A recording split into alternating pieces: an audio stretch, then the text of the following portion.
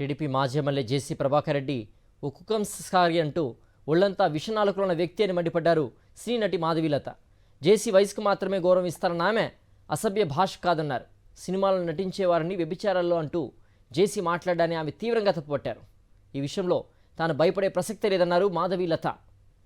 ఆయన ఎవరో ఒక పెద్ద మనిషి, వయసు అయిపోయిన ఆయన నా గురించి చాలా పచ్చి పచ్చి బూతులు మాట్లాడుతూ కనిపించారు. ఆయన సంస్కారవంతమైనటువంటి భాషకి నా మనస్ఫూర్తిగా ధన్యవాదాలు. నా మీద కేసు కూడా ఫైల్ చేశారట, మరి నాకైతే తెలీదు.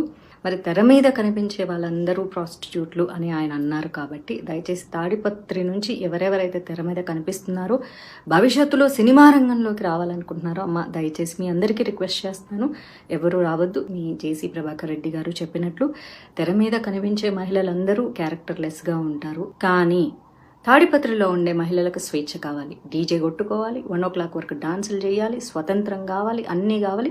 ఏదైనా సరే ఆ ఊర్లోనే జరగాలి. కాబట్టి ఆ ఊరి వరకే ఉంచుకోండి. అయితే జేసీ అస్మిత్ రెడ్డి గారు తాడిపత్రి ఎమ్మెల్యే అంట.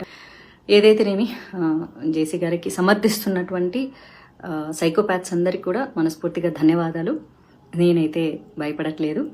నన్ను మీరు కిడ్నాప్ చేయాలనుకుంటే చేసుకోవచ్చు, లేకపోతే మీరు చెప్పినటువంటిది ఏదైనా మర్డర్ చేస్తారంటే కూడా చేసుకోవచ్చు. ఎందుకంటే నా తలరాతలో ఏం రాసి ఉంటే అది జరుగుతుంది తప్ప నా తలరాతలో రాయంది ఏది జరగదు.